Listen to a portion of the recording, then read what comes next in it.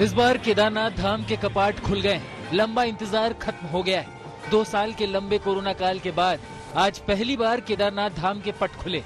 इसके साथ ही श्रद्धालुओं के लिए बाबा के दर्शन का इंतजार खत्म हो गया। बाबा केदार की पंचमुखी डोली गौरीकुंड से केदारनाथ धाम पहुंच गई। इसके बाद सुबह सुबह धाम के कपाट खोले गए।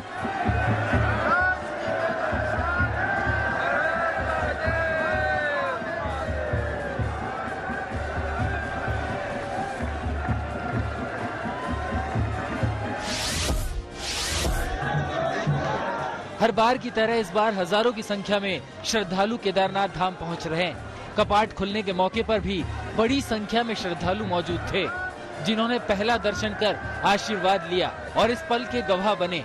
जानकारी के मुताबिक करीब 10,000 श्रद्धालु कपाट खुलने के दौरान मौजूद थे। खुद मुख्यमंत्री पुष्कर सिंह धामी ने भी इसमें हिस्सा लिया। इस खास मौके पर केदारनाथ धाम को करीब 15 क्विंटल फूलों से सजाया गया है।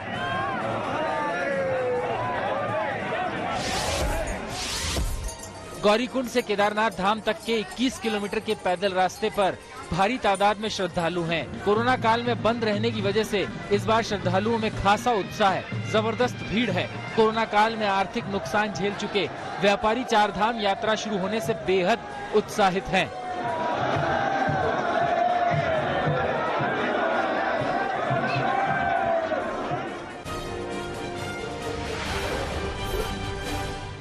पश्चिम बंगाल दौरे पर अमित शाह ने ममता बनर्जी पर जमकर निशाना साधा।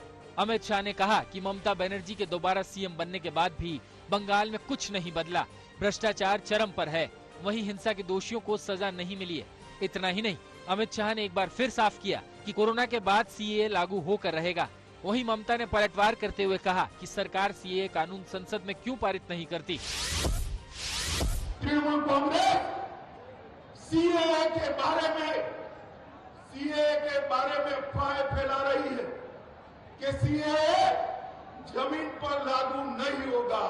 मैं आज कहकर जाता हूं, कोरोना की लहर समाप्त होते ही सीएए को हम जमीन पर उतारेंगे और हमारे भाइयों को नागरिकता देंगे। दिल्ली में 1 अक्टूबर से बिजली सब्सिडी केवल उन्हीं लोगों को मिलेगी जो इसकी मांग करेंगे। दिल्ली के सीएम अरविंद केजरीवाल ने कहा है कि हम लोगों को ऑप्शन देंगे कि बिजली सब्सिडी की आपको जरूरत है या नहीं। जो लोग नहीं चाहेंगे उन्हें बिजली की सब्सिडी नहीं मिलेगी। दिल्ली सरकार के इस फैसले पर बीजेपी ने हमला किया। बीजेपी ने कहा कि भ्रष्टाचार की वजह से मुफ्त सब्सिडी मॉडल फेल हो गया है। उत्तराखंड के सीएम पुष्कर धामी चंपावत से बीजेपी उम्मीदवारी घोषित किए गए। यहाँ 31 मई को चुनाव होने, 3 जून को मतगणना होगी। 4 मई को अधिसूचना जारी हो चुकी है। 11 मई तक नामांकन किए जा सकेंगे। उत्तराखंड का सीएम बने रहने के लिए धामी को 6 महीने के अंदर विधानसभा सदस्य बनना जरूरी है। चुनावी रणनीतिकार प्रशांत किशोर ने पॉलिटिक्स में एंट्री के संकेत दे दिए। पीके ने कहा है कि बिहार को नई सोच और प्रयासों की जरूरत है। पीके 2 अक्टूबर यानी गांधी जयंती के दिन बिहार के पश्चिमी चंपारण से पदयात्रा की शुरुआत करेंगे। गुजरात के महसाना शहर की एक मजिस्ट्रेट कोर्ट ने वडगाम के निर्दलीय विधायक जिग्नेश मेवाणी और 9 अन्य लोगों को पुलिस की इजाजत के बिना रैली करने के मामले में दोषी ठहराया है। कोर्ट ने सभी को आईपीसी की धारा 143 के तहत 3 महीने की कैद और 1,000 रुपए का जुर्माना लगाया है। मामला 2017 का है, जब मेवाणी ने महसाना में बिना इजाजत रैली की थी। ऊना में कुछ दलितों की पिटाई के मामले को लेकर मेवाणी और उनके समर्थकों ने बनासकांठा जिले के धनेरा तक आजादी कूच का नेतृत्व किया था।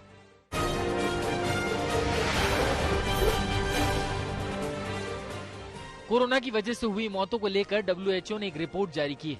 उस रिपोर्ट के मुताबिक भारत में कोरोना की वजह से 47 लाख से ज्यादा लोगों ने जान गंवाई है। वहीं भारत का जो आधिकारिक आंकड़ा है वो 5 लाख से कुछ ज्यादा का है। ऐसे में भारत सरकार ने WHO की रिपोर्ट पर आपत्ति दर्ज करवा दी है। WHO की रिपोर्ट के मुताबिक पिछले 2 सालों में 1.5 करोड़ लोगों की कोरोना या फिर समय पर इलाज न मिलने की वजह से मौत हुई है। केंद्र शासित प्रदेश जम्मू कश्मीर में चुनाव की सुगबुगाहट शुरू हो गई है। चुनाव से पहले विधानसभा सीटों का परिसीमन का काम भी पूरा हो चुका है। परिसीमन आयोग ने एक मीटिंग की और फाइनल रिपोर्ट पर साइन कर दिए। जम्मू कश्मीर परिसीमन आयोग के अनुसार लोकसभा की 5 सीटों में 2-2 सीटें जम्मू और कश्मीर संभाग में होंगी, जबकि 1 सीट दोनों के साझा क्षेत्र में होंगी। विधानसभा सीटों की संख्या 83 से बढ़ाकर 90 का प्रस्ताव दिया गया है। साथ ही पहली बार अनुसूचित जनजातियों के लिए 9 सीटों को रिजर्व किया गया है। इसमें से 43 सीटें जम्मू और 47 सीटें कश्मीर में रहेंगी। वहीं कश्मीरी पंडितों के लिए 2 सीट आरक्षित की गई है।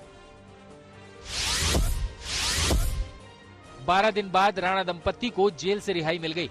हालांकि तबीयत ज्यादा खराब होने के कारण नवनीत राणा घर की जगह मुंबई के लीलावती हॉस्पिटल में भर्ती हुई। शाम को रवि राणा की रिहाई हुई, जहां वो अस्पताल पत्नी से मिलने पहुंचे। इस दौरान दोनों की तस्वीरें भावुक कर देने वाली थी।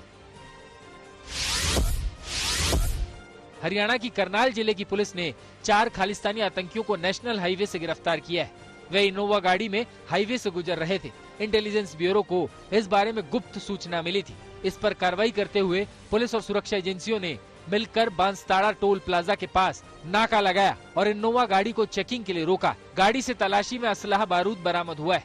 चारों आतंकियों को 10 दिन के लिए पुलिस हिरासत में भेज दिया गया है।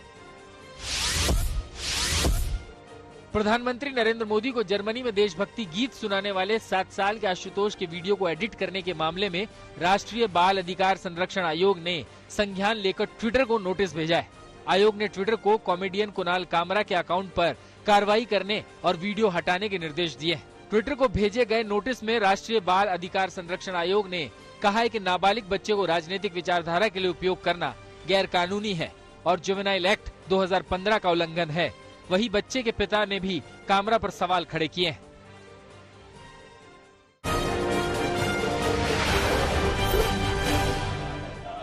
जैसलमेर में विश्व हिंदू परिषद, बजरंग दल और करनी सेना ने प्रदर्शन किया। स्थानीय हनुमान चौराहे पर इकट्ठा होकर सभी ने नारेबाजी की। यह हंगामा प्रदर्शन राजस्थान के अलग अलग हिस्सों में हिंसा के खिलाफ किया जा रहा है।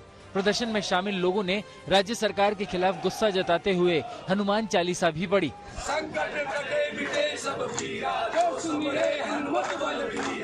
बाद में कलेक्टर को राष्ट्रपति के नाम ज्ञापन देकर गहलोत सरकार को बर्खास्त करने की भी मांग की। मुरादाबाद के भोजपुर इलाके में अवैध निर्माण के खिलाफ प्रशासन ने अभियान चलाया। मुरादाबाद विकास प्राधिकरण की टीम ने बगैर नक्शे के पास कराए अवैध निर्माण को तोड़ने के लिए बुलडोजर चलाया। तभी मकान मालिक और ग्रामीणों का गुस्सा फूट पड़ा। इसके बाद सभी अधिकारी मौके से भागते दिखे। कई अधिकारियों की गाड़ियां रेत में फंस गई। पुलिस और कर्मचारियों ने उन गाड़ियों को धक्का देकर बाहर निकाला। उड़ीसा के चिल्का झील में एक हादसा हो गया। तेज हवाओं की वजह से एक नाव झील में डूब गई। उस नाव पर कई लोग सवार थे। फौरन इसकी खबर स्थानीय प्रशासन को मिली।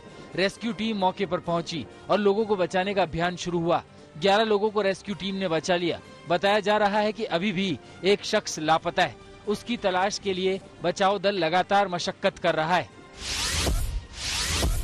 दरभंगा में महज घंटे भर की बारिश में पूरा शहर पानी पानी हो गया। मुख्य सड़क से लेकर मुख्य बाजार भी जल जमाव से जूझने लगा। 1 से 1.5 फीट तक बारिश का पानी भरा तो लोगों की परेशानी बढ़ गई। स्थानीय लोगों का आरोप है कि नगर निगम की लापरवाही से शहर का ऐसा हाल है।